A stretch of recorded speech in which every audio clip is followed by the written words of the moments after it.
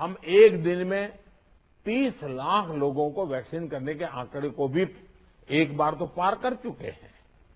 लेकिन इसके साथ ही हमें वैक्सीन डोसेज वेस्ट होने की समस्या को बहुत गंभीरता से लेना चाहिए। तेलंगाना और आंध्र प्रदेश में 10% से ज्यादा वैक्सीन वेस्टेज है। यूपी में भी वैक्सीन वेस्टेज करीब करीब वैसा ही है।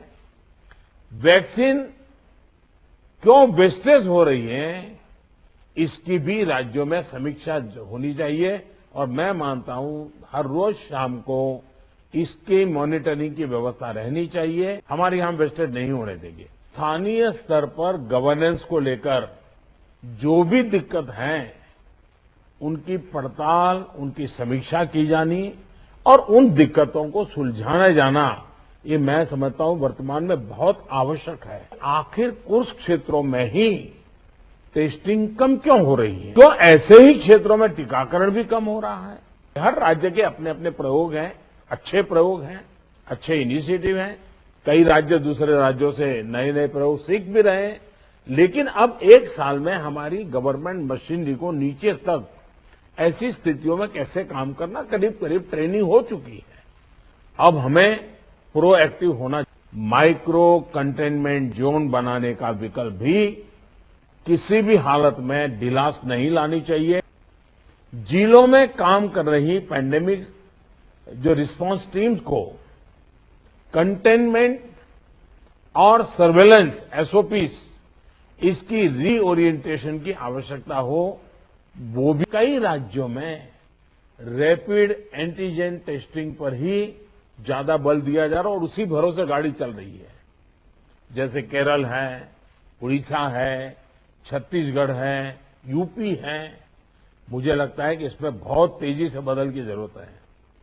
इन सभी राज्यों में, मैं तो चाहता हूं देश के सभी राज्यों में हमें आरटी-पीसीटी टेस्ट और बढ़ाने पर जोर देना होगा। इस बार हमारे टियर 2 और टियर 3 शहर जो शुरू में प्रभावित नहीं हुए थे, उनके आसपास के क्षेत्र प्रभावित ज्यादा हो रहे हैं।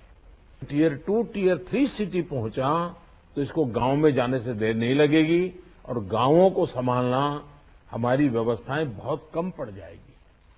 और इसलिए हमें छोटे शहरों में टेस्टिंग को बढ़ाना होगा। प्रेजेंटेशन में ये भी बात हमारे सामने रखी गई कि अभी वायरस का स्प्रेड डिस्प्रेस्ड मैनर में हो रहा है।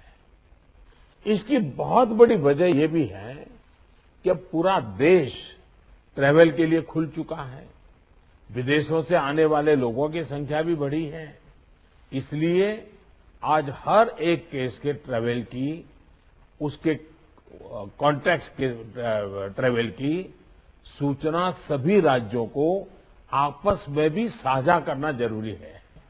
इसी तरह विदेश से आने वाले यात्रियों और उनके कॉन्टैक्ट्स के सर्वेलेंस के लिए एसओपी के पालन की जिम्मेदारी भी हमारी अब बढ़ गई है।